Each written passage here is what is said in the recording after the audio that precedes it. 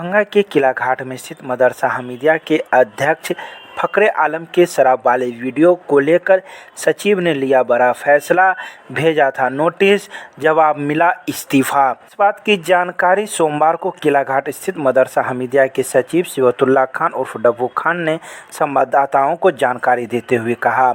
उन्होंने कहा कि अध्यक्ष के शराब पीने वाले वीडियो को लेकर हमने उन्हें एक शो कॉज नोटिस भेजा था, जिसके बाद उन्होंने 2 दिनों के अंदर एक अपना त्यागपत्र कमेटी को सौंपा और उसमें उन्होंने कहा कि हम इसकी जांच खुद कर रहे हैं और जब तक जांच पूरी नहीं हो जाती तब तक मैं अपने अध्यक्ष पद से इस्तीफा देता हूं। इसके बाद कमेटी की ओर से मदरसा बोर्ड को भी इस बारे में जानकारी दी गई। आप लोगों को मालूम है कि 15 मार्च 2021 को एक वीडियो वायरल हुआ था जिसमें मदरसा हमीदिया के सदर को दिखाया जा रहा है कि वो शराब पी रहे हैं। तो इस संदर्भ में हम लोगों ने संज्ञान लिया, फ़ौरन हमारी कमेटी बैठी और हमने एक राय से जो है उनको एक शो कॉज नोटिस 17 तारीख के दिन भेजा, उनको इससे रिसीव कराया कि 3 दिनों के भीतर अपना जवाब दें। दिनांक 19 तारीख को सदर मोहतरम ने अपना जवाब भी दिया और अपना इस्तीफ़ानामा भी पेश किया, जो ये आपके सामने है। फिर हम लोगों ने 20 तारीख को एक मीटिंग करके इस इस्तीफ़ानामा को कबूल किया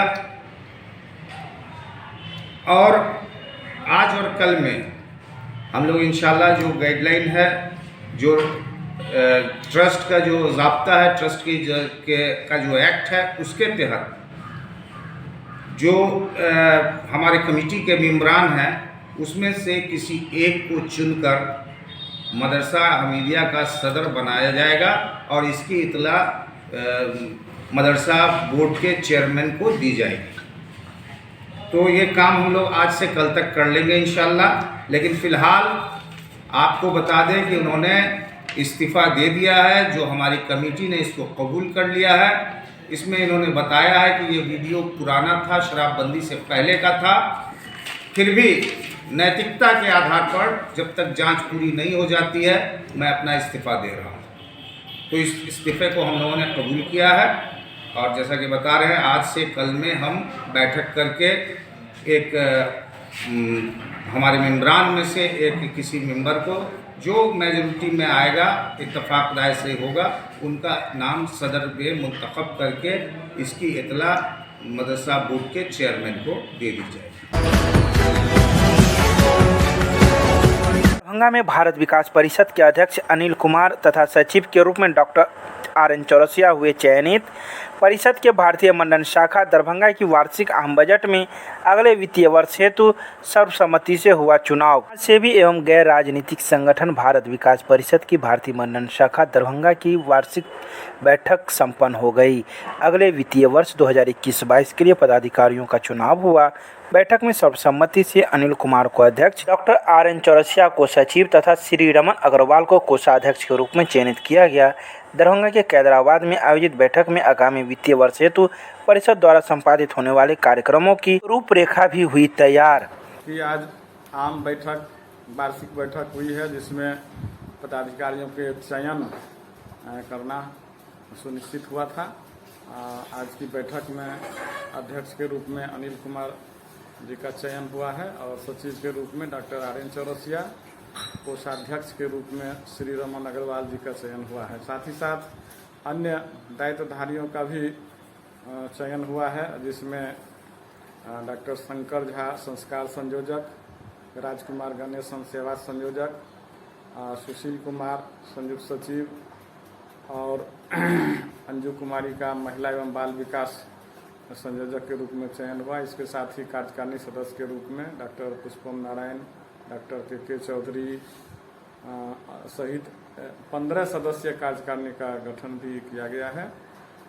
आज की इस आम बैठक में हम लोगों ने पिछले साल जो सब कार्यक्रम इसमें हुए, रक्तदान हुए, वृक्षारोपण हुए, संगोष्ठी हुए, कोविड-19 से संबंधित मास्क, साबुन आदि का वितरण, उसकी समीक्षा किए। दरभंगा समाहरणालय में स्थित अंबेडकर सभागार में बिहार दिवस के अवसर पर मुख्यमंत्री नीतीश कुमार की बातों को सुनने के लिए सभी अधिकारी रहे मौजूद। 109वें बिहार दिवस के अवसर पर पटना के ज्ञान भवन में जल जीवन हरियाली विषय पर शिक्षा विभाग बिहार सरकार द्वारा बिहार दिवस कार्यक्रम का आयोजन किया गया। कार्यक्रम को संबोधित करते हुए मुख्यमंत्री नीतीश कुमार ने कहा कि बिहार का अतीत गौरवशाली रहा है। पाटलिपुत्र से भारत के विशाल क्षेत्र में शासन किया जाता था। यह ज्ञान एवं मोक्ष की भूमि है। यहाँ महात्मा बुद्ध और महावीर ने ज्ञान प्राप्त किया है। बिहार दिवस के अवसर पर राष्ट्रपति एवं प्रधानमंत्री ने भी शुभकामनाएं दी है। दरभंगा के कठलवाड़ी में रेलवे ओवरब्रिज निर्माण होने के वर्षों बाद भी कई वार्डों को नहीं मिल रहा था फायदा, लेकिन वार्ड पार्षद के प्रयास से अब लक्ष्मी सागर वार्ड के वार्ड नंबर 15, 16, 17 के लोगों को मिलेगा इसका फायदा।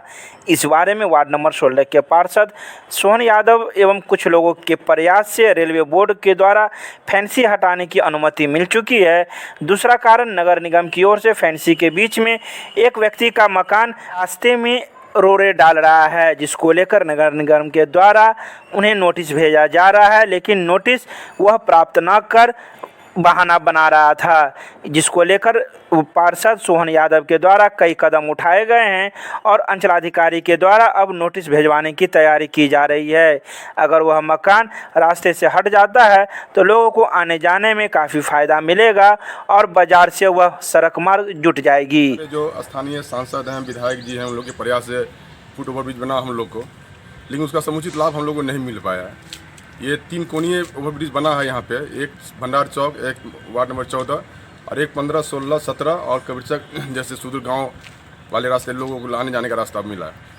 लेकिन 2 रास्ता तो सक्सेसफुल रहा यहाँ के समाज के लिए, लेकिन ये रास्ता जो हम लोग को 15, 16, 17 का के लिए जो रास्ता जो ओवरब्रिज फुट उतरा है, उसके लिए उसका हम लोग कोई लाभ हम लोग को नहीं मिला, जिसका कारण इसका ये मुख्य कारण है कि उसका सड़क से मुख्य जुड़ाव नहीं है।